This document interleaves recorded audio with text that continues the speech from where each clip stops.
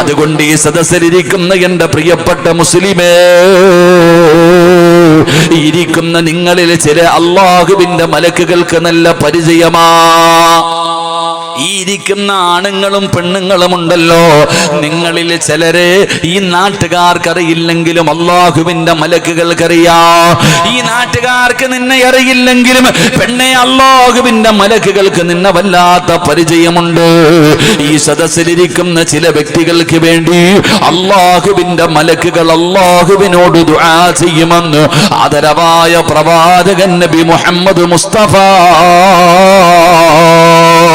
സല്ലല്ലാഹു അലൈഹി വസല്ലമ തങ്ങൾ പറയുകയാണ്, ഈ സദസ്സിലിരിക്കുന്ന ചില ആണുങ്ങളും പെണ്ണുങ്ങളും ഉണ്ടല്ലോ, അവർക്ക് വേണ്ടി അല്ലാഹുവിന്റെ അർശിന്റെ ഭാഗത്ത് നിൽക്കുന്ന മലക്കുകളുണ്ടല്ലോ, ആ വിവിഐപികളായ മലക്കുകൾ അല്ലാഹുവിനോട് ദുആ ചെയ്യുകയാ.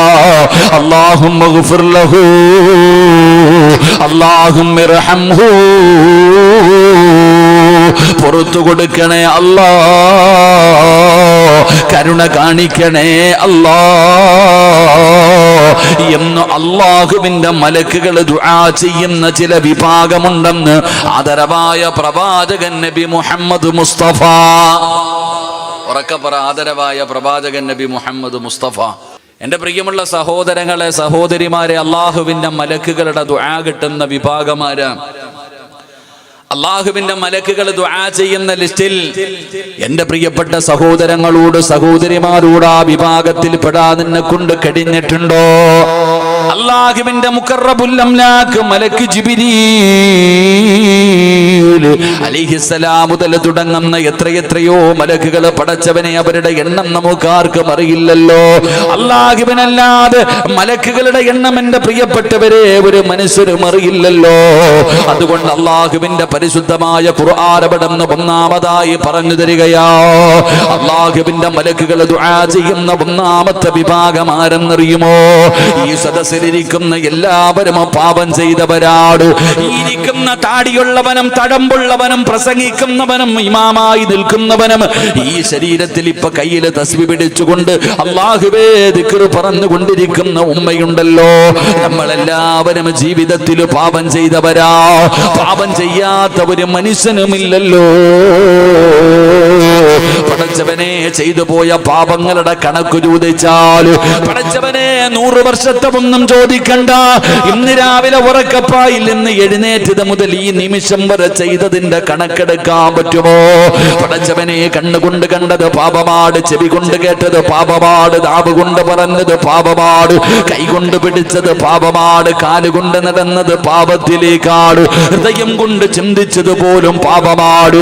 ഇന്നത്തെ ഒരു ദിവസത്തെ കണക്കെടുക്കാൻ പോലും എന്നെയും നിങ്ങളെയും കൊണ്ട് കഴിയില്ലെങ്കിലോ എന്റെ പ്രിയപ്പെട്ടവരെ,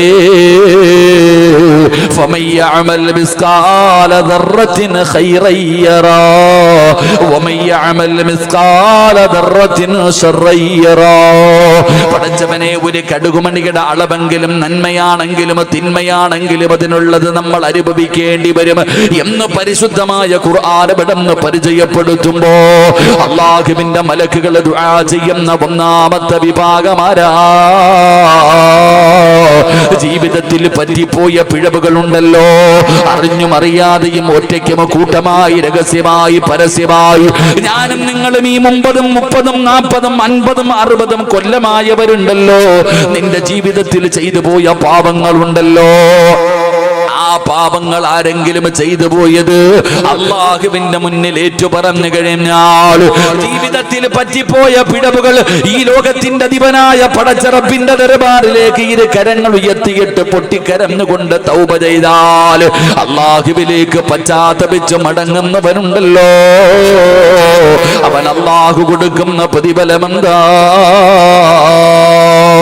അല്ലാഹുവിന്റെ പരിശുദ്ധമായ ഖുർആൻ എവിടെന്ന് പറയുകയാണ്, الذين يحملون العرش ومن حوله يسبحون بحمد ربهم ويؤمنون به ويستغفرون للذين آمنوا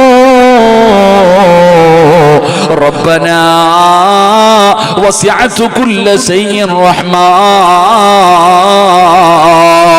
ജീവിതത്തിൽ പറ്റിപ്പോയ ഒരു പാപം അല്ലാഹുവിന്റെ മുന്നിൽ ഏറ്റുപറഞ്ഞു കഴിഞ്ഞാൽ ആ തൗബ ചെയ്യുന്നവനുണ്ടല്ലോ, ആ പശ്ചാത്തപിക്കുന്നവനുണ്ടല്ലോ, പറ്റിപ്പോയി തമ്പുരാന്, ജീവിതത്തിൽ സംഭവിച്ചു പോയി തമ്പുരാന്, ചെയ്തു പോയ പാപം പടച്ച റബ്ബിനോട് ഏറ്റുപറയുമ്പോ അല്ലാഹുവിന്റെ അർശിന്റെ ഭാഗത്ത് നിൽക്കുന്ന മലക്കുകളുണ്ടല്ലോ, ആ മലക്കുകൾ അല്ലാഹുവിനോട് പറയുകയാ ഫഗ്ഫിർ ലില്ലദീന താബൂ വത്തബഊ സബീലക വഖിഹിം അദാബൽ ജഹീം.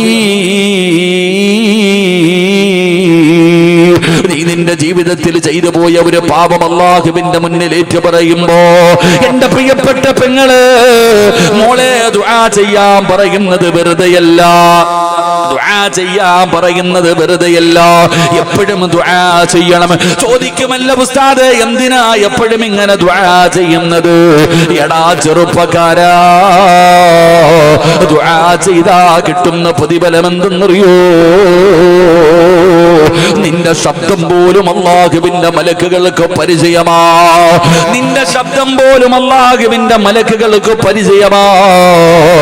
നീ ഇവിടെ ഇരുന്നിട്ട് പടച്ച റബ്ബിനോട് ദുആ ചെയ്യുമ്പോ അല്ലാഹുവിന്റെ അർശിന്റെ ചുറ്റുഭാഗത്ത് നിൽക്കുന്ന മലക്കുകൾ അല്ലാഹുവിനോട് പറയുകയാണ്, ഇത് സിറാജാണ് ദുആ ചെയ്യുന്നത്, ഇത് അബൂബക്കറാണ് ചെയ്യുന്നത്, ഇത് ആയിഷയാണ് പടച്ചവര്, ഇത് നഫീസയുടെ ശബ്ദമാണ് പടച്ചവര്, ഇത് ഖദീജയാണ് ദുആ ചെയ്യുന്നത്. ഈ ദുആയ നീ സ്വീകരിക്കണേ അല്ലാ, നീ എവിടെന്ന് പുറത്തു കൊടുക്കണേ അല്ലാ. അല്ലാഹുവിന്റെ മലക്കുകൾ പടച്ചവനോട് പറയുകയാണ് നിന്റെ ദുആ സ്വീകരിക്കാൻ. അതുകൊണ്ടാ പറഞ്ഞത് ദുആ ചെയ്യട്. എന്റെ പ്രിയപ്പെട്ട സഹോദരാ, നീ നിന്റെ ജീവിതത്തിൽ ചെയ്തു പോയ ഒരു പാപം എന്നിവിടെ ഇരുന്ന് പറഞ്ഞാൽ അല്ലാഹുവിന്റെ മലക്കുകൾ പടച്ചവനോട് പറയുന്നു പുറത്തു കൊടുക്കണേ അല്ലാ, കരുണ കാണിക്കണേ അല്ലാ. പടച്ചവനെ നിന്റെ അദാബുകൾ കൊണ്ട് നിറച്ച നരകമുണ്ടല്ലോ, ആ നരകത്തിൽ നിന്ന് രക്ഷപ്പെടുത്തണേ അല്ലാ. നിന്റെ അനുഗ്രഹങ്ങൾ കൊണ്ട് നിറച്ച സ്വർഗമുണ്ടല്ലോ പടച്ചവരെ, ഈ തൗബ ചെയ്യുന്നവന് നീ സ്വർഗം കൊടുക്കണേ അല്ലാ. പടച്ചവനോട് ദുആ ചെയ്യുകയാണ്. നിസ്കരിക്കുന്നവന്റെ പ്രതിഫലമല്ല, പള്ളി കെട്ടിക്കൊടുത്തവന്റെ പ്രതിഫലമല്ല, മദ്രസ പണിയാ സ്വർണ്ണം ഊരിക്കൊടുത്ത പെണ്ണിന്റെ പ്രതിഫലമല്ല, പിന്നെ നോമ്പ് പിടിച്ചവരുടെ പ്രതിഫലമല്ല. പിന്നെ ആരെ കുറിച്ചാ പറയുന്നത്? ജീവിതത്തിൽ പറ്റിപ്പോയ ഒരു പിഴവ് പടച്ച റബ്ബിന്റെ മുന്നിൽ ഏറ്റുപറയുമ്പോ അല്ലാഹുവിന്റെ മലക്കുകൾ നിനക്ക് വേണ്ടി ദുആ ചെയ്യുകയാ. അല്ലാഹു നിന്നോട് കരുണ കാണിക്കാൻ, അല്ലാഹു നിന്റെ പാപം പൊറുക്കാൻ, അല്ലാഹു നിന്നെ നരകത്തിൽ നിന്ന് രക്ഷപ്പെടുത്താൻ. അല്ലാഹുവേ നീ സ്വർഗം കൊടുക്കണേ തമ്പുരാനെ. എന്നിട്ടാ മലക്കുകൾ അല്ലാഹുവിനോട് പറയുകയാ, അല്ലാഹുവിനോട് ആ മലക്കുകൾ പറയുകയാണ് നാഥാ, എന്നിട്ട് പറയുകയാ വമന സ്വലഹ മിൻ ആബാഇഹിം വഅസ്വാജിഹിം. എന്റെ പ്രിയപ്പെട്ട ചെറുപ്പക്കാരാ, ജീവിതത്തിൽ കള്ളു കുടിച്ച് വ്യഭിചരിച്ചു എന്തെങ്കിലും ഒരു പാപം ചെയ്തതിന്റെ പേരിൽ നീ അല്ലാഹുവിന്റെ മുന്നിൽ ആത്മാർത്ഥമായി ഇഖ്ലാസോടുകൂടി തൗബ ചെയ്യണമെന്നുള്ള ആഗ്രഹത്തോട് പശ്ചാത്തപിച്ചു മടങ്ങുമ്പോ എടാ നീ സ്വർഗത്തിൽ പോകാൻ അല്ലാഹു നിനക്ക് സ്വർഗം തരുന്നതിന് വേണ്ടി മലക്കുകൾ അവിടുന്ന് ദുആ ചെയ്യുകയാണ്. എന്നിട്ടും അല്ലാഹു പറയുന്നു, ആ മലക്കുകൾ അല്ലാഹുവിനോട് പറയുകയാ വമന സ്വലഹ മിൻ ആബാഇഹിം. അല്ലാഹുവേ ഇവന് ജന്മം കൊടുത്ത ഒരു പിതാവുണ്ട് റബ്ബേ, ഇവന് വേണ്ടി ജീവിച്ച ഒരു വാപ്പയുണ്ടല്ലോ, 9.5 മാസക്കാലം ഗർഭം ചുമന്ന മരണവേദനയുടെ വേദനയും നന്ദി ഇവനെ പോറ്റി വളർത്തി ഇവന്റെ പ്രിയപ്പെട്ട ഉമ്മയുണ്ടല്ലോ. അല്ലാ, ഇവനൊരു വാപ്പയുണ്ട് പടച്ചവര്, ഇവനൊരു ഉമ്മയുണ്ട് പടച്ചവര്. ഇവന് മാത്രം സ്വർഗം കൊടുത്താ പോരാ, ഇവന് മാത്രം കൊടുത്താ പോരാ, ഇവൻ പോകുമ്പോൾ ഇവന്റെ ഉമ്മയ്ക്കും ഉപ്പയ്ക്കും നീ സ്വർഗം കൊടുക്കടേ അല്ലാ. ഇവന്റെ മാതാപിതാക്കൾക്കും നീ സ്വർഗം കൊടുക്കണേ അല്ലോ. എന്നിട്ട് മലക്കുകൾ അല്ലാഹുവോട് പറയുകയാ, നാഥാ, ഇവന്റെ മാതാപിതാക്കൾക്ക് മാത്രമല്ല, ഇവന്റെ ദുഃഖത്തിലും ഇവന്റെ സന്തോഷത്തിലും ഇവന്റെ കൂടെ കിടക്കുന്ന ഒരു പ്രിയപ്പെട്ട ഭാര്യയുണ്ട് പടച്ചവരെ. ഒമന സലകമിന്നാബായിഹിം വഅസ്വാജിഹിം. അല്ലാഹ്, ഇവന്റെ ഭാര്യയ്ക്കും സ്വർഗ്ഗം കൊടുക്കണേ അല്ലാഹ്. പെങ്ങളെ, നീ തൗബ ചെയ്താൽ ജീവിതത്തിൽ പറ്റിപ്പോയ ഒരു പിഴവ് പടച്ച റബ്ബിന്റെ മുന്നിൽ ഏറ്റു പറഞ്ഞാൽ നിനക്ക് സ്വർഗ്ഗം കിട്ടാൻ, നിന്റെ മാതാപിതാക്കൾക്ക് സ്വർഗ്ഗം കിട്ടാൻ, നിന്റെ പ്രിയപ്പെട്ട ഭർത്താവിന് സ്വർഗ്ഗം കിട്ടാൻ. എന്നിട്ട് മലക്കുകൾ പറയുന്നു, നാഥാ, ഇവന്റെ രക്തത്തിൽ പിറന്ന ഇവന്റെ മക്കളുണ്ടല്ലോ, ആ മക്കൾക്കും നീ സ്വർഗ്ഗം കൊടുക്കണേ അല്ലാഹ്. ജീവിതത്തിൽ പറ്റിപ്പോയ ഒരു പാപം അല്ലാഹുവിന്റെ മുന്നിൽ ഏറ്റു പറയുമ്പോ അവനും അവന്റെ ഭാര്യയും അവന്റെ മക്കളും അവന്റെ മാതാപിതാക്കളും അവര് കുടുംബസമേതം സ്വർഗത്തിലേക്ക് എത്തിക്കണേ എന്ന് അല്ലാഹുവിന്റെ മലക്കുകൾ ദുആ ചെയ്യുമെന്ന് അല്ലാഹുവിന്റെ വിശുദ്ധ ഖുർആൻ.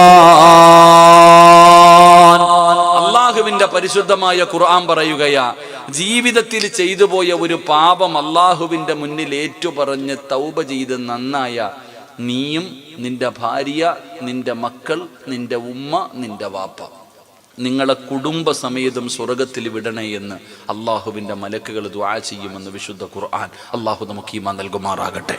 അള്ളാഹു നമുക്ക് ഈമാൻ നൽകുമാറാകട്ടെ. എൻ്റെ പ്രിയപ്പെട്ടവരെ, ദുആ ചെയ്യണം. എപ്പോഴും നമ്മൾ ദുആ ചെയ്യണം. ചെയ്താൽ മലക്കുകൾക്ക് നമ്മുടെ ശബ്ദം പരിചയമാണ്. ഒരാൾ സംസാരിക്കുമ്പോൾ നമുക്ക് മനസ്സിലാവുമല്ലോ, ഇതാരാ ഫോൺ വിളിക്കണ, ഈ വിളിക്കണത് ആരാന്ന് മനസ്സിലാവുമല്ലോ. എൻ്റെ പ്രിയപ്പെട്ട സഹോദരങ്ങളെ, അള്ളാഹുവിൻ്റെ മലക്കുകൾക്ക് നിന്റെ ശബ്ദം കേട്ടാൽ അറിയണം. അങ്ങനെ ഒരു ബന്ധം നീ ഉണ്ടാക്കണം. അതാരോടാ പറയണത്? പള്ളിയിലെ ഖത്തീബ് ഉസ്താദ് നിസ്കാരം കഴിഞ്ഞിട്ട്, റബ്ബേ നീ നരകത്തിൽ നിന്ന് രക്ഷപ്പെടുത്തണേ അല്ല, സ്വർഗം കൊടുക്കണേ അല്ല, സദ്യ ഉണ്ണാനിരിക്കണ പോലെ നമ്മളിരിക്കണ പള്ളിക്കകത്ത്. ആരാപ്പ ആമീൻ പറയണേ? ദുആ ചെയ്യണ ഉസ്താദിന് തന്നെ തോന്നും, ഞാൻ എന്തിനാ അല്ല, ആർക്ക് വേണ്ടി അല്ല ചെയ്യണേ. നമ്മൾ ചിന്തിക്കേണ്ടത്, നമ്മളൊക്കെ ദുആ ചെയ്യുന്ന സമയത്ത് ഇരിക്കണ കോലം കണ്ടു കഴിഞ്ഞാൽ എന്താ പടച്ചോനിലെ ഗർഭിണി പെണ്ണുങ്ങൾ ഇരിക്കണ പോലെ ഭിത്തി ചാരിയിരിക്കും, തൂണി ചാരിയിരിക്കും. ചിലരൊക്കെ കൈവച്ചിരിക്കണത് ഇങ്ങനെ. എടാ പൊന്നാര ചങ്ങാതി, അള്ളാഹുടെ മുന്നിലല്ലേ ചോദിക്കാനിരിക്കണേ. നമ്മളൊക്കെ ചിന്തിക്കേണ്ടത്, നമ്മൾ ആവശ്യക്കാരാ. അള്ളാഹുവിനോട് ദുആ ചെയ്യുമ്പോൾ ആത്മാർത്ഥമായിട്ട് ചോദിക്കുക, അദബും മര്യാദയോടുകൂടി ചോദിക്കുക. എല്ലാവരും ചോദിക്കുമല്ലോ, എന്താ ഉസ്താദെ നമ്മൾ ദുആ ചെയ്തിട്ട് സ്വീകരിക്കണില്ല? ഉസ്താദെ, ഞാൻ ദുആ ചെയ്തിട്ട് എൻ്റെ കടം മാറുന്നില്ലല്ലോ, എൻ്റെ രോഗം മാറുന്നില്ലല്ലോ, എൻ്റെ ബുദ്ധിമുട്ടും പ്രയാസവും മാറുന്നില്ലല്ലോ. എടാ, നീ ചോദിക്കേണ്ടത് പോലെ ചോദിക്കണില്ല. അതുകൊണ്ടാ വൈദാ സഅലക ഇബാദി അന്നീ ഫഇന്നീ ഖരീബ് ഉജീബു ദഅവത ദാഇ ഇദാ ദഅാനി ഫൽയസ്തജീബു ലി. പരിശുദ്ധമായ ഖുർആൻ അവിടെ നിന്ന് പറയുന്നില്ലേ?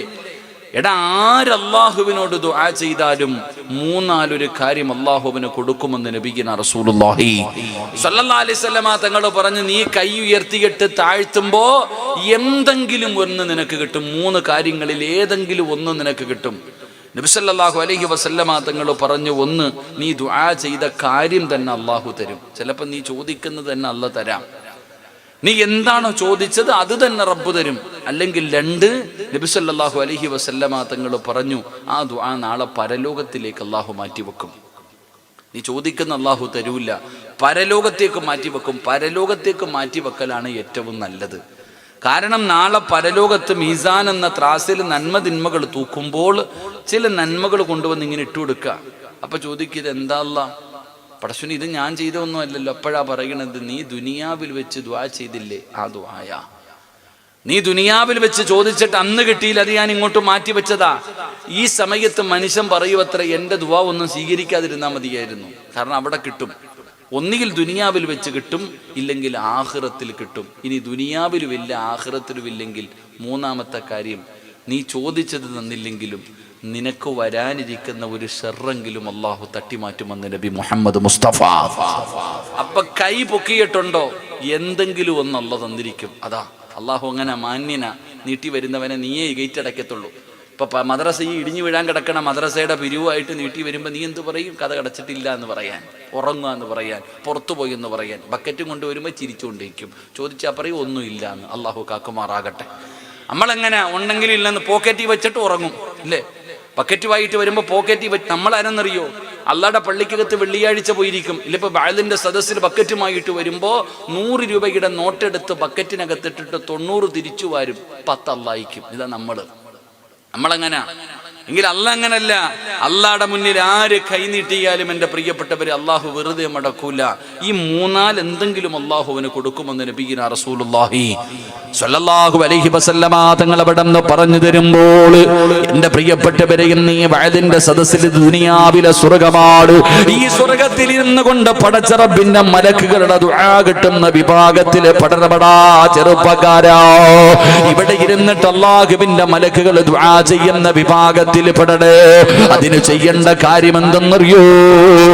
ജീവിതത്തിൽ വന്നുപോയ പിഴവുകൾ മുഴുവനും പടച്ച റബ്ബിന്റെ മുന്നിൽ ഏറ്റുപറയലാ നല്ല വഴി. എന്തിനാ പറയുന്നതെന്നറിയോ? കള്ളു കുടിക്കുന്നവനോട് തൗബ ചെയ്യാ പറയുന്നത് വെറുതെയല്ല, വ്യഭിചരിച്ചവനോട് തൗബ ചെയ്യാ പറയുന്നത് വെറുതെയല്ല. അല്ലാഹുവിന്റെ പ്രവാചകൻ അവിടെന്ന് പറഞ്ഞു, സ്വഹാബാ, മരണം വരുന്നതിന് മുമ്പേ നിങ്ങൾ തൗബ ചെയ്യടേ. നിങ്ങൾ തൗബ ചെയ്യാതെ മരിക്കാൻ പാടില്ല. സഹോദരാ, എപ്പോ ഏത് രീതിയിലാണ് മരണം വരുന്നതെന്ന് നിനക്കറിയില്ലല്ലോ. അതാ മരണം അടുത്തു എന്ന് മനസ്സിലായാലല്ലേ തൗബ ചെയ്യാൻ പറ്റൂ.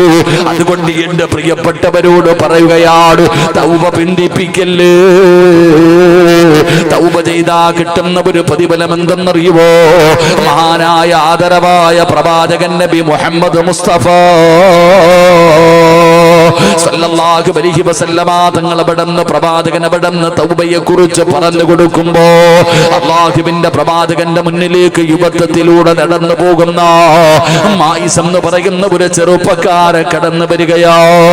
അല്ലാഹുവിന്റെ റസൂലിന്റെ മുന്നിലേക്ക് മായിസ് എന്ന് പറയുന്ന ഒരു ചെറുപ്പക്കാരൻ മുത്തുനബിയുടെ മുന്നിലേക്ക് കടന്നു വരികയാണ്. യാ റസൂലല്ലാഹ്, അല്ലാഹുവിന്റെ നബിയേ, എന്നെ ഒന്ന് ശുദ്ധീകരിക്കണം നബിയേ. പറഞ്ഞതിന്റെ അർത്ഥം എന്തെന്നറിയുമോ? ഞാൻ വ്യഭിചരിച്ചു നബിയേ, ഞാൻ വ്യഭിചരിച്ചു നബിയേ, എന്നെ ഒന്ന് ശുദ്ധീകരിക്കണം നബിയേ. അല്ലാഹുവിന്റെ പ്രവാചകന്റെ മുന്നിൽ മായിസ് എന്ന് പറയുന്ന സ്വഹാബി വന്ന് പറയുമ്പോ, അല്ലാഹുവിന്റെ പ്രവാചകൻ അവിടെ നിന്ന് പറഞ്ഞു, പോ മായിസേ. കേൾക്കാത്തതുപോലെ അല്ലാഹുവിന്റെ റസൂൽ പറഞ്ഞു, മായിസേ നീ പോ. പടച്ചവനെ, എന്തേ കാരണമെന്നറിയോ? അല്ലാഹുവിന്റെ റസൂൽ പറഞ്ഞു വിടാനുള്ള കാരണം, നീ പോയി തൗബ ചെയ്യൂ. കാരണം വ്യഭിചരിച്ചവനെ എറിഞ്ഞു കൊല്ലണമെന്ന് ഇസ്ലാമിന്റെ നിയമമാണ്. അതുകൊണ്ടാണ് പ്രവാചകൻ പറഞ്ഞത്. അവിടെ നിന്ന് കേൾക്കാത്തതുപോലെ പറഞ്ഞു വിടുകയാ. പക്ഷേ മായിസ് എന്ന് പറയുന്ന ചെറുപ്പക്കാരന് കിടന്നിട്ട് ഉറക്കം വരുന്നില്ല. പിന്നെയും അല്ലാഹുവിന്റെ പ്രവാചകന്റെ ചാരത്ത് വന്നു, യാ റസൂലല്ലാഹ്, അല്ലാഹുവിന്റെ നബിയേ, എന്നെ ശുദ്ധീകരിക്കണം നബിയേ. റസൂലുള്ളാഹി പറഞ്ഞു, എന്തോ വിളിച്ചു പറയുന്നു മായിസ്, കള്ളു കുടിച്ചിട്ടുണ്ടോ എന്ന് നോക്ക് സഹാബാ. സ്വഹാബികൾ പറഞ്ഞു, മായിസ് കള്ളു കുടിക്കാറില്ല. മൂന്നാമത് അല്ലാഹുവിന്റെ പ്രവാചകന്റെ ചാരത്ത് വന്നിട്ട് മായിസ് പറയുന്നു, യാ റസൂലല്ലാഹ്, അല്ലാഹുവിന്റെ നബിയേ, ഞാൻ വ്യഭിചരിച്ചു നബിയേ. എനിക്കുള്ള ശിക്ഷ എന്താണെന്ന് എനിക്ക് നല്ലതുപോലെ അറിയാം. എന്നെ എറിഞ്ഞു കൊല്ലണമെന്നാണ് ഇസ്ലാമിന്റെ നിയമം, എനിക്കറിയാ നബിയേ. ഇവരുടെ മുന്നിലൊക്കെ ഞാൻ നാണം കെടും നബിയേ. എന്നിട്ടും ഞാൻ വന്ന് പറയാറുള്ള കാരണം എന്തെന്നറിയോ? അല്ലാഹു ഒരു തെറ്റിന്റെ പേരിൽ ഒരു മനുഷ്യനെ 2 പ്രാവശ്യം ശിക്ഷിക്കില്ല. അങ്ങ് പറഞ്ഞിട്ടുണ്ടല്ലോ, ഒരു തെറ്റിന്റെ പേരിൽ ഒരു മനുഷ്യനെ അല്ലാഹു 2 പ്രാവശ്യം ശിക്ഷിക്കില്ല എന്ന്. പടച്ചവനെ, ഇവിടത്തെ ശിക്ഷ ഏറ്റുവാങ്ങാൻ കഴിയുമല്ലോ. ഇതിന് മരണത്തോടുകൂടി ഒരു അവസാനമുണ്ടല്ലോ. പക്ഷേ നാളെ പടച്ചറപ്പിന്റെ പരലോകത്ത് വ്യഭിചാരിയെ പോലെ, വൃത്തികെട്ടവരെ പോലെ, നരകത്തിന്റെ അവകാശിയെ പോലെ അല്ലാഹുവിന്റെ മുന്നിൽ പോയി നിൽക്കാതിരിക്ക് പേടിയാ നബിയേ. അതുകൊണ്ട് എന്നെ എറിഞ്ഞു കൊല്ലാ പറയടേ നബിയേ. അല്ലാഹുവിന്റെ പ്രവാചകന്റെ ചാരത്ത് വന്നിട്ട് അവിടെന്ന് ചെയ്തു പോയ പാപം ഏറ്റു പറഞ്ഞിട്ട് അവിടെന്ന് പടച്ചവനെ ശിക്ഷ ഏറ്റുവാങ്ങിയെന്ന് ചരിത്രം പറയുമ്പോ എന്തുകൊണ്ടാണെന്നറിയോ? മോനെ, അള്ളാടെ മുന്നിൽ രക്ഷപ്പെടണമെന്നുള്ള ആഗ്രഹം കൊണ്ടാ സഹോദരാ. അതുകൊണ്ട് ഈ വഅദിന്റെ സദസ്സിലിരിക്കുന്നവരോട് ഞാനൊരു ഓർമ്മപ്പെടുത്തലാ. പാപം ചെയ്യുന്നവരുണ്ട്, തെറ്റ് ചെയ്യുന്നവരുണ്ട്, കള്ള് കുടിക്കുന്നവരുണ്ട്, വ്യഭിചരിക്കുന്നവരുണ്ട്, ഭർത്താവിനെ വഞ്ചിക്കുന്ന പെണ്ണുങ്ങളുണ്ട്, ഒരുപാട് പാപം ചെയ്യുന്നവരുണ്ട്. ഇന്നുവരെ ആരും കണ്ടിട്ടില്ല, ഇന്നുവരെ ആരും അറിഞ്ഞിട്ടില്ല, ഇന്നുവരെ ഒരാളും പിടിച്ചിട്ടില്ല. അത് നിന്റെ കഴിവല്ലടാ ചെറുപ്പക്കാരാ, പെങ്ങളെ, അത് നിന്റെ ബുദ്ധിയാണെന്ന് നീ കരുതരുത്. അതുകൊണ്ട് റബ്ബ് നിന്നോട് കരുണ കാണിക്കുന്നതാണ്. നിന്റെ മക്കളെ ഓർത്തിട്ട്, നിന്റെ കൂടപ്പിറപ്പുകളെ ഓർത്തിട്ട്, പടച്ചവരെ നിന്റെ മാതാപിതാക്കളെ ഓർത്തിട്ട് അല്ലാഹു കരുണ കാണിക്കുന്നതാ. എങ്കിലും മഹാനായ സയ്യിദുനാ ഉമർ ഇബ്നുൽ ഖത്താബ് റളിയല്ലാഹു തആല അൻഹു പറയുകയാ, 3 പ്രാവശ്യം കഴിഞ്ഞാ നീ സൂക്ഷിക്കടേ, 3 പ്രാവശ്യം കഴിഞ്ഞാ നീ സൂക്ഷിക്കടേ. 1 വട്ടം ചെയ്തു പിടിച്ചില്ല, 2 വട്ടം ചെയ്തു പിടിച്ചില്ല, 3 വട്ടം ചെയ്തു പിടിച്ചില്ല. മോനെ, പിന്നെ ചെയ്യുമ്പോ നീ സൂക്ഷിച്ചോ, നീ ചെയ്യുമ്പോ സൂക്ഷിച്ചോ. 3 കഴിഞ്ഞാൽ എപ്പോ വേണമെങ്കിലും നിന്നെ പിടിക്കപ്പെടുമടാ. പെങ്ങളെ, ഭർത്താവിനെ വഞ്ചിച്ച് കാമുകനെ വീടിന്റെ അകത്ത് കയറ്റുന്ന പെണ്ണ്, കറങ്ങി നടക്കുന്ന പെണ്ണ്, പല നാൾ കള്ളൻ ഒരു നാള് പിടിക്കപ്പെടും പെങ്ങള്. അതുകൊണ്ട് എന്റെ പ്രിയപ്പെട്ടവരോട് പറയുകയാ, ജീവിതത്തിൽ ചെയ്തു പോയത് മുഴുവനും പടച്ച റബ്ബിന്റെ മുന്നില്, അല്ലാഹുവിന്റെ മുന്നിൽ ഏറ്റു പറഞ്ഞു കഴിഞ്ഞാൽ, ഇന്ന് ഈ വഅദിന്റെ സദസ്സിലിരിക്കുന്ന ഏതെങ്കിലും ഒരു മനുഷ്യനുണ്ടല്ലോ, ഇന്ന് ഇവിടെ ഇരുന്ന് തൗബ ചെയ്തിട്ട് പിരിഞ്ഞു പോവുകയാണ്. ഇന്ന് ദുആ ചെയ്യുമ്പോ പടച്ച റബ്ബിനോട് പറഞ്ഞു ജീവിതത്തിൽ ചെയ്തത് മുഴുവനും അല്ലാഹുവിന്റെ മുന്നിൽ ആത്മാർത്ഥമായിട്ട് ഏറ്റു പറഞ്ഞു. എന്തേ പ്രതിഫലമെന്നറിയോ? എന്തേ പ്രതിഫലമെന്നറിയോ?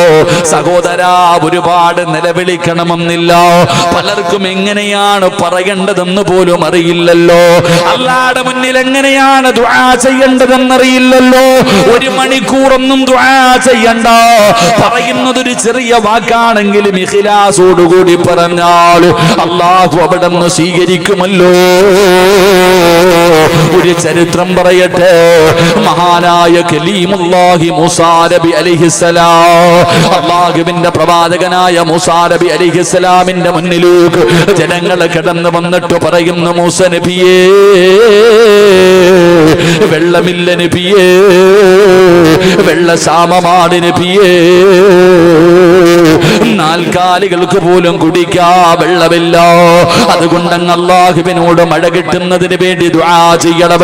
മൂസാ നബി അലൈഹിസ്സലാമിന്റെ മുന്നിൽ തന്റെ അനുയായികൾ വന്ന് പറയുമ്പോ മൂസാ നബി അവിടെ നിന്ന് പറഞ്ഞു, എല്ലാവരും ഒരു സ്ഥലത്ത് ഒരുമിച്ച് കൂടാൻ. അവിടെ ഒരു ദിവസം പറയുകയാണ്, നാട്ടുകാർ മുഴുവനും ഒരുമിച്ച് കൂടണേ.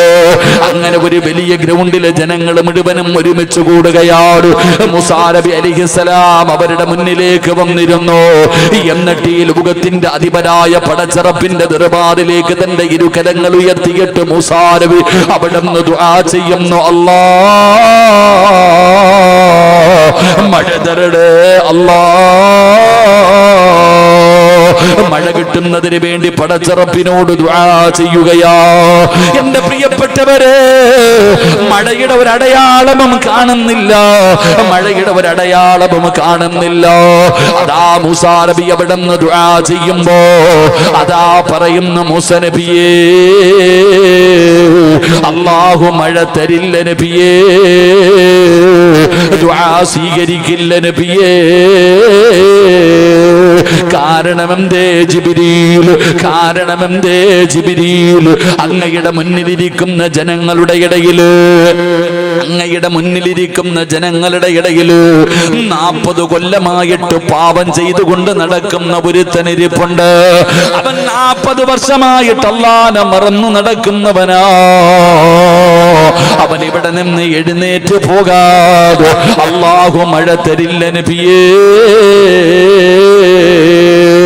മൂസാ നബി അലൈഹിസ്സലാമിന്റെ മുന്നിൽ 70,000-ഓളം വരുന്ന ജനങ്ങൾ ഇങ്ങനെ ഒരുമിച്ചിരിക്കുകയാ. ആരാ? അല്ലാഹ്. മൂസാ നബി അവിടെ പറഞ്ഞു, 40 കൊല്ലമായി പടച്ച റബ്ബിനെ മറന്നു നടക്കുന്ന ഒരു മനുഷ്യൻ ഇവിടെ ഇരിപ്പുണ്ട്. അവൻ ഇവിടെ നിന്ന് എഴുന്നേറ്റ് പോകാതെ മഴ പെയ്യുകയില്ല. പടച്ചവനെ, ജനങ്ങൾ പരസ്പരം നോക്കുന്നു. ആരാ? അല്ലാഹ്. 40 കൊല്ലമായി പടച്ചവനെ മറന്നു നടക്കുന്ന ധിക്കാരിയായ മനുഷ്യരാരോ? എല്ലാവരും പരസ്പരം നോക്കുകയാണ്. ആ കൂട്ടത്തിൽ അവനുമുണ്ട്, ആ കൂട്ടത്തിൽ അവനുമുണ്ട്. അവൻ ചിന്തിച്ചു, അല്ലാഹ്, എന്നെ കുറിച്ചാണല്ലോ പടച്ച റബ്ബേ ഈ പറയുന്നത്. ഞാനിപ്പോ ഇവിടെ നിന്ന് എഴുന്നേറ്റ് പോയാൽ നാണം കെടുമല്ലോ അല്ലാഹ്, എല്ലാരും അറിയുമല്ലോ അല്ലാഹ്. എഴുന്നേറ്റ് പോകാതെ ഇരുന്നാൽ പടച്ചവരെ മഴ വരില്ലല്ലോ അല്ലാഹ്. ഞാൻ ഇത്രയും വലിയ മോശക്കാരനാണോ അല്ലാഹ്? ആ മനുഷ്യൻ എന്ത് ചെയ്തെന്നറിയുമോ? തന്റെ തലയതാ മുട്ടുകളിലേക്ക് താഴ്ത്തി വെക്കുകയാണ്. 2 കാലുകളുടെ മുട്ടുകളുടെ മുകളിൽ തന്റെ തല ഇങ്ങനെ താഴ്ത്തി വെച്ചിട്ട് ആ മനുഷ്യൻ തന്റെ കൈകൾ ഉയർത്തിയിട്ട് അല്ലാഹുവോട് പറയുന്നു, നാഥാ, ചെയ്തത് മുഴുവനും പാപമാണല്ലോ. എങ്ങനെയാണ് തൗബ ചെയ്യേണ്ടതെന്ന് പോലും എനിക്കറിയില്ല റബ്ബേ. എങ്ങനെയാണ് നിന്നോട് പറയേണ്ടതെന്ന് പോലും എനിക്കറിയില്ല. പക്ഷേ ഞാൻ ചെയ്തത് മുഴുവനും പാപമാ അല്ലാഹ്. ഇനി ഒരിക്കലും ചെയ്യില്ല അല്ലാഹ്. അടുത്തിരുന്നവരെ പോലും അറിഞ്ഞില്ല, ഒരാളും കേൾക്കാതെ ആ മനുഷ്യൻ അല്ലാഹുവിനോട് പറഞ്ഞു, ഇനി ഒരിക്കലും ചെയ്യില്ല തമ്പുരാന്, ഇനി ഒരിക്കലും നിന്നെ മറന്നു നടക്കില്ല തമ്പുരാന്. അല്ലാഹ്, എനിക്ക് പുറത്തു തരണേ അല്ലാഹ്, എനിക്ക് പുറത്തു തരണേ അല്ലാഹ്. എന്റെ ദുആ സ്വീകരിച്ചാൽ മഴ തരണേ അല്ലാഹ്. ആ മനുഷ്യൻ അവിടെ ഇരുന്ന് കൊണ്ട് പടച്ച റബ്ബിനോട് ദുആ ചെയ്ത് കഴിയുമ്പോ ആകാശത്ത് കാർമേഘം വരികയാ. ജനങ്ങൾ മുഴുവനും ഓടുകയാണ്. പടച്ചവരെ, നാളുകൾക്ക് ശേഷം മഴ വരുന്നത് കണ്ടപ്പോ ജനങ്ങൾ മുഴുവനും അത്ഭുതത്തോടെ ഓടുകയാണ്. പടച്ചവനെ, മൂസാ നബി ചിന്തിച്ചു, അല്ലാഹ്, ആരും എഴുന്നേറ്റ് പോയില്ലല്ലോ. ഒരാളും ഇവിടെ നിന്ന് എഴുന്നേറ്റ് പോയില്ല. പിന്നെ മഴ വരുന്നല്ലോ അല്ലാഹ്. പിന്നെ എങ്ങനെയാണ് മഴ വന്നത്? അപ്പോഴാണ് പറയുന്നത്, നബിയേ,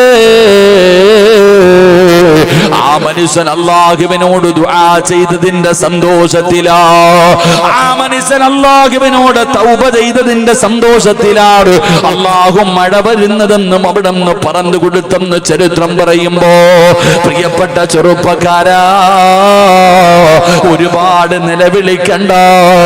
പറയുന്നത് ഒരു വാക്കാണെങ്കിൽ അതിനകത്ത് ഇഖ്ലാസ് വേണം. ആത്മാർത്ഥമായിട്ട് പറയൂ. ഇനി ഒരിക്കലും ചെയ്യില്ലെന്ന് പറയൂ. ജീവിതത്തിൽ പറ്റിപ്പോയതോ പറയേണ്ടത് അങ്ങനെയാണ്. വെറുതെ കിടന്ന് ഷോ കാണിച്ചിട്ട് കാര്യമില്ല, വെറുതെ കിടന്ന് നിലവിളിച്ചിട്ട് കാര്യമില്ല. പൊറുക്കന്റെ പാപം സയ്യിദി വെറുക്കാതെ പൊറുക്കുന്നവനാരുണ്ട് നീയല്ലാതെ.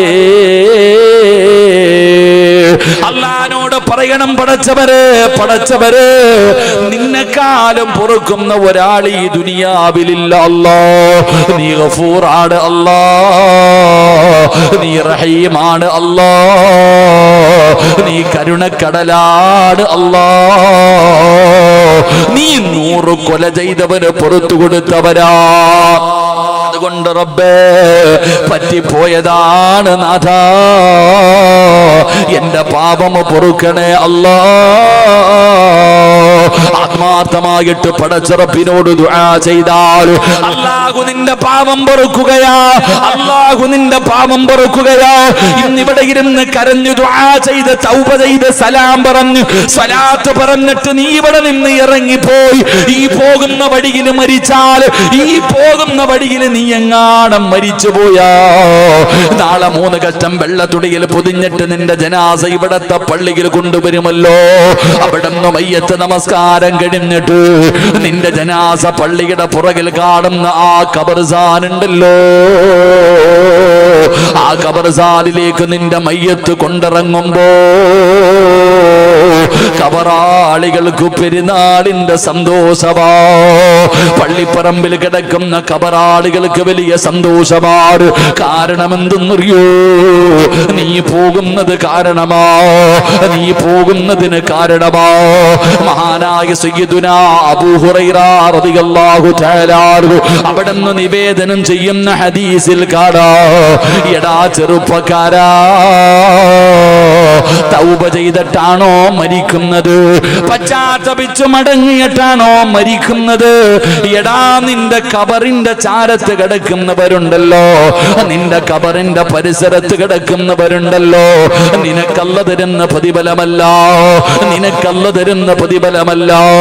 നിന്റെ ഖബറിന്റെ ചാരത്ത് കിടക്കുന്നവർക്ക് പോലും അല്ലാഹു പുറത്തു കൊടുക്കുമെന്ന് നബി മുഹമ്മദ് മുസ്തഫ സല്ലല്ലാഹു അലൈഹി വസല്ലമ തങ്ങൾ അവിടെ നിന്ന് പറഞ്ഞു തരുമ്പോൾ, എന്റെ പ്രിയപ്പെട്ട മുസ്ലിമേ, അതാ അല്ലാഹുവിന്റെ മലക്കുകളുടെ ദുആ കിട്ടുന്ന, അല്ലാഹുവിന്റെ മലക്കുകളുടെ ദുആ കിട്ടുന്ന ഒന്നാമത്തെ വിഭാഗമാരാ? അല്ലാഹുവിനോട് പശ്ചാത്തപിച്ച് മടങ്ങുന്നവർക്ക് വേണ്ടി മലക്കുകൾ ദുആ ചെയ്യുമെന്ന് അല്ലാഹുവിന്റെ വിശുദ്ധ ഖുർആൻ. രണ്ടാമതായിട്ട് അല്ലാഹുവിന്റെ പ്രവാചകൻ അവിടെന്ന് പറഞ്ഞു തരികയാ, രണ്ടാമതായിട്ട് അല്ലാഹുവിന്റെ പ്രവാചകൻ അവിടെന്ന് പറഞ്ഞു തരികയാ, എന്റെ പ്രിയപ്പെട്ടവരെ, നമ്മളെല്ലാവരും ദുആ ചെയ്യുമല്ലോ, നമ്മളെല്ലാവരും ദുആ ചെയ്യുമല്ലോ. എങ്കിൽ പടച്ചവനെ, അല്ലാഹുവിന്റെ മലക്കുകളുടെ ദുആ കിട്ടുന്ന രണ്ടാമത്തെ വിഭാഗമാരാ? നിന്റെ സഹോദരൻ നിന്റെ കൂടെ ഇല്ലാത്തപ്പോ പടച്ചവനെ മുന്നിലിരിക്കുമ്പോ ദുആ ചെയ്യുമല്ലോ. എന്റെ പ്രിയപ്പെട്ട സഹോദരങ്ങളെ, രണ്ടാമത്തെ വിഭാഗം നമ്മുടെ മുന്നിലിരിക്കുമ്പോൾ, ഇപ്പൊ ഇരിക്കണ ഉസ്താദന്മാർക്കും സംഘാടകർക്കൊക്കെ വേണ്ടി ഞാൻ ദുആ ചെയ്യും. കാരണം ഇവരൊക്കെ ഇവിടെ ഇരിക്കുന്നുണ്ട്. ഇപ്പൊ എനിക്കറിയുന്ന ഒരാൾ സ്റ്റേജിൽ ഇരുന്നാൽ അയാളെയൊക്കെ ഞാൻ പേര് പറഞ്ഞ് ദുആ ചെയ്തില്ലെങ്കിൽ ഓനെന്ത് വിചാരിക്കും? ഇങ്ങനെയല്ല, നിന്റെ സഹോദരൻ നിന്റെ കൂടെ ഇല്ലാത്ത സമയത്ത് ആരാണോ അവന് വേണ്ടി ദുആ ചെയ്യുന്നത്, അവൻ അല്ലാഹുവിന്റെ മലക്കുകളുടെ ദുആ കിട്ടുമെന്ന് നബി മുഹമ്മദ് മുസ്തഫ. ഉറക്കെ പറ, നബി മുഹമ്മദ് മുസ്തഫ. ഉദാഹരണം പറഞ്ഞ, നീ വീടിനകത്തിരുന്ന് ദുആ ചെയ്യുമ്പോൾ നീ പറയണം, അല്ലാഹുവേ എൻ്റെ അയൽവാസിക്ക് നീ ബർക്കത്ത് ചെയ്യണേ അല്ലാ, അല്ലാഹുവേ എൻ്റെ അയൽവാസിക്ക് നീ ബർക്കത്ത് ചെയ്യണേ പടച്ചവനെ, എൻ്റെ കൂട്ടുകാർക്ക് നീ ബർക്കത്ത് ചെയ്യണേ പടച്ചവനെ, എൻ്റെ കടയിലെ മുമ്പിൽ കടയിട്ടിരിക്കുന്നവന് ബർക്കത്ത് ചെയ്യണേ എന്ന് നീ ദുആ ചെയ്യണം. അല്ലാഹു നമുക്ക് ഈമാൻ നൽകുമാറാകട്ടെ. നമ്മൾ ചെയ്യോ? അല്ലാഹുവേ എൻ്റെ അയൽവാസി യതീംഖാനയിലാകണേ അല്ലാ, നമ്മളതേ പറയത്തുള്ളൂ. അവൻ എങ്ങനെയെങ്കിലും ഒന്ന് കൊത്തുവാള എടുക്കണം പടച്ചവനെ, അവനെ എല്ലാം കട പൂട്ടണം തമ്പുരാനെ. ഇതാ നമ്മുടെ ദുആ. എടാ, നീ നിന്റെ കൂട്ടുകാരൻ നിന്റെ കൂടെ ഇല്ലാത്തപ്പോൾ നിന്റെ സഹോദരന് വേണ്ടി നീ ദുആ ചെയ്. അവൻ ഇല്ലാത്ത സമയത്ത് ചെയ്യണമെങ്കിൽ അത്രയ്ക്ക് ബന്ധം ഉണ്ടാകണം. ഇവിടെ സ്വന്തം കൂടപ്പുറപ്പിന് ചെയ്യണില്ലല്ലോ മനുഷ്യന്മാര്. അള്ളാഹു നമുക്ക് ഈമാൻ നൽകുമാറാകണം. ഈ ചങ്ങാതി ബക്കറ്റും പിടിച്ച് നിൽക്കണ കാണുമ്പോൾ തന്നെ സങ്കടം തോന്നാം. ഇങ്ങ് രണ്ടുപേരും ഇങ്ങ് പാടും. ഈ പാവങ്ങൾ ഇരിക്കണിട്ട് എനിക്ക് പറ്റുന്നില്ല. ഇങ്ങ് ഇൻഷാ അല്ലാഹ് അങ്ങോട്ട് കയറി ഇരിക്കുക. അൽഹംദുലില്ലാ. ഇവിടെ ഇരുന്ന ബക്കറ്റ് ഇവിടെ വെച്ചോ, ഞാൻ കൊണ്ടുപോയിക്കോളാം ഇൻഷാ അല്ലാഹ്. അവിടെ വെച്ചേരെ, എല്ലാം അവിടെ വെച്ചേരെ ഇൻഷാ അല്ലാഹ്. നിങ്ങളെ വാതിലേക്ക് അവിടെ ഇരിക്കുക. അൽഹംദുലില്ലാ. ഇരുന്നോ, വാറും ഇങ്ങോട്ട് പാടെ ചങ്ങായി. ഇൻഷാ അല്ലാഹ്. അള്ളാഹു നമുക്ക് ഈമാൻ നൽകുമാറാകട്ടെ. ഇപ്പൊ വേണോ അവസാനം വേണോ? പറയട്ടെ, ഇതെപ്പോ എടുക്കണം? ഇതെപ്പോഴും എടുക്കണ്ടേ? അവസാനം എടുക്കാം. അള്ളാഹു ഈമാൻ നൽകുമാറാകട്ടെ. ഒരു 3 സ്വലാത്ത് പറഞ്ഞ സ്വല്ലല്ലാഹു